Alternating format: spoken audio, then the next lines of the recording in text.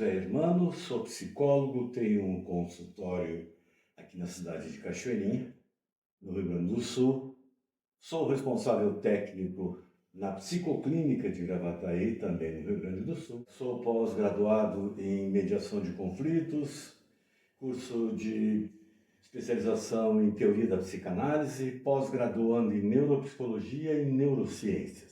Eu vim aqui ainda fazendo menção sobre o mês de setembro, onde se referencia como Setembro Amarelo, que é a prevenção ao suicídio. Então eu estou vindo para dar informações importantíssimas que, como título, eu determinei como Vamos Falar de Vida. Sim, exatamente, vamos falar de vida. Isso quer dizer ter todo o máximo possível de conhecimento e percepção das mazelas desse caso tão grave e rompendo o silêncio. Nós temos que falar sim sobre isso. Evidentemente que falarmos com comportamento ético, com disciplina, com responsabilidade, mas tem que ser dito. Os números já são suficientemente alarmantes para continuarmos em silêncio. Bem, começo dizendo que 97% dos casos são associados a transtornos psiquiátricos e sofrimentos psíquicos. Todos eles são diagnosticáveis e tratáveis. Vamos ver alguns fatores de risco para esse ato, para esse acontecimento. Bom, um dos fatores é transtornos mentais. Hoje em dia tem-se a estatística, a depressão é uma das maiores causas, mas ela nunca é uma causa só, é multifatorial, isso é muito importante. Não quer dizer que quem tem depressão já seja um candidato a tirar a própria vida, não é isso, apenas é uma observação que se faz que os casos mais evidentes são baseados nisso. O uso excessivo de álcool e de drogas também é outro fator de risco. Os fatores sociodemográficos. A maioria são homens entre 13 e 29 anos e depois após os 70 anos. Tem os fatores psicológicos. São pessoas que tiveram perdas recentes, pais, parentes, pessoas que sofrem de bullying, cyberbullying, grandes conflitos de identidade sexual e problemas graves onde causam traumas difíceis de administrar. E também, como fator de risco, são as condições clínicas impactantes. Por exemplo, lesões desfigurantes, como queimaduras e amputações, a pessoa fica incapacitada. Paralisias traumáticas, que também incapacita a pessoa. E as doenças mais, vamos dizer, emblemáticas que já se tornaram de difícil cura, mas hoje têm condições de fazer um tratamento e ter uma vida totalmente normal, que, como citei, é a AIDS e o câncer. Importante falarmos, os números são assustadores, mas é importante nos falar sobre os dados estatísticos, exatamente para que quanto mais eu conhecer, quanto mais eu tiver a noção do que tudo isso representa, mais fácil eu me dedico e muito mais informação eu tenho para poder ajudar outras pessoas. No mundo, mais de 1 milhão de casos por ano, mais de 3.000 mortes por dia, uma tentativa a cada 2 segundos, uma morte a cada 40 segundos. É assustador. E não se espantem mais ainda se eu disser que já tem casos, vários casos registrados de crianças na idade do ensino fundamental, pensando em tirar a própria vida. No Brasil não é diferente. Dados alarmantes também. O Brasil é o 8º lugar no mundo de casos. São mais de 14.000 mortes por ano. São 39 atos por dia. E a região mais afetada é a região sul.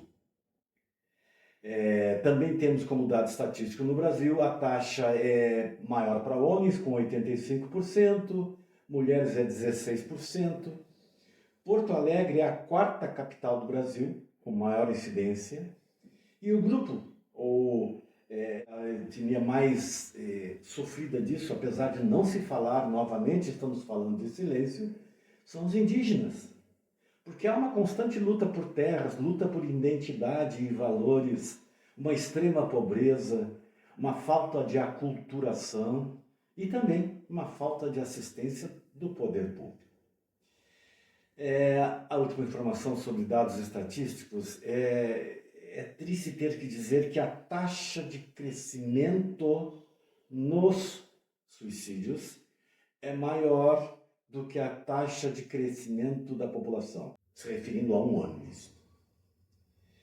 Bem, há métodos, né? Cada gênero tem os métodos preferidos. Os homens usam mais métodos agressivos, as mulheres são métodos diferentes, são mais a menos, mas com real e igual perigo, né? E essas tentativas ou esses atos consumados, eles têm reflexos também impactantes. Em média, cada ato afeta 60 pessoas à volta. São chamados de sobreviventes. Quem são esses sobreviventes?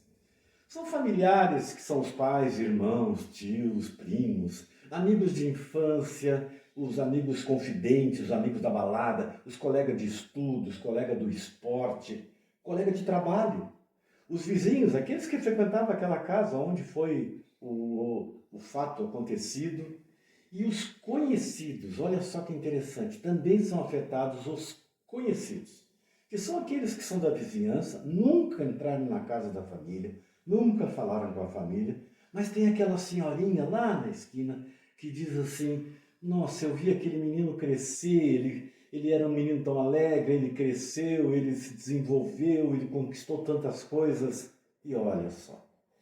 Então, estes são os sobreviventes. Bem, o que se pensa em relação a isso? As pessoas pensam em relação a isso, que dificulta a gente, muitas vezes, a entender esse processo e até poder fazer prevenções sobre isso. Bom, é uma total ignorância no sentido de ignorar o fato quando se diz que quem se mata faz porque quer. Jamais. A pessoa não quer tirar a própria vida.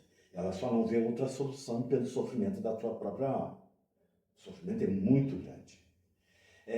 Dizem também que ele está em pleno exercício de sua autonomia. Não está.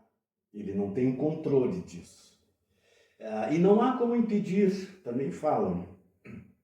Sim, claro que há como impedir.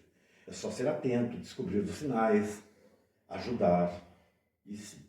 Um outro fato dentro desse assunto é um tabu, um dos tabus, né? É o mimetismo. Isso quer dizer, um processo que serve de inspiração para cometer de novo, para alguém cometer o ato. Vou dar um exemplo. O livro Romeu e Julieta de Shakespeare, 1800 e alguma coisa foi escrito, muitas peças teatrais foram lançadas com essa história, e teve épocas que queriam proibir as peças teatrais porque diziam que os jovens poderiam copiar aquilo quando não tivesse um amor correspondido. É que a história de Romeu e Julieta, os dois tiram a própria vida porque brigas de família e depois não conseguem se encontrarem ao mesmo tempo e um achou que o outro tinha morrido. É muito dramático. E é um tabu dizer que esse filme pode inspirar alguém a cometer. Bom, eu quero citar os mitos, né? São frases que as pessoas falam dentro do que nós estávamos já começando a dizer aqui, que não tem nenhuma relação sobre a verdade sobre isso. Por exemplo, falam quem deseja faz. Não faz. Quem tem ajuda, quem tem alguém que ouça, não faz. Precisa de ajuda. Quem tenta não faz. Quem tenta vai repetir. Porque se não for tratada, nós estamos falando aqui de pessoas que não estão em tratamento, que não estão sendo acompanhadas, que não estão sendo ajudadas. Quem fala quer chamar atenção. Jamais, jamais. Isso não é um chamar atenção. É um pedido de socorro. A pessoa está falando, se ela chega a explanar isto, é porque ela está pedindo socorro. Outra frase é: não avisam ninguém, mas esse é o objetivo que nós estamos aqui. O objetivo principal é que falar de vida nós aprendermos a identificar sinais, que falaremos em breve, onde podemos detectar que algo está acontecendo para poder ajudar, evitar. Então, eles avisam-se. Mais de 90% das pessoas que têm ideação sobre isso avisam, dão sinais. E jamais, jamais associem isso a covardia ou ser corajoso. Não pensem assim. Não é nem uma coisa nem outra. É simplesmente uma dor insuportável e incontrolável da própria alma. Quem faz não é corajoso e quem faz também não é covarde. Está simplesmente em total desesperança e desamparo. Falando nisso, essa ideação e esses acometimentos tem três palavras que definem isso. São pessoas que estão em desespero, então a dor é tão incontrolável e não sabe o que fazer. Por não saber o que fazer, não estar sendo acompanhada, não estar sendo ajudada, ela tem desesperança, então não tem esperança de ser tratada, de melhorar de vida, ou voltar ao que é, automaticamente se sente desamparado. Então as três palavras que definem é desespero, desesperança e desamparo. Até breve.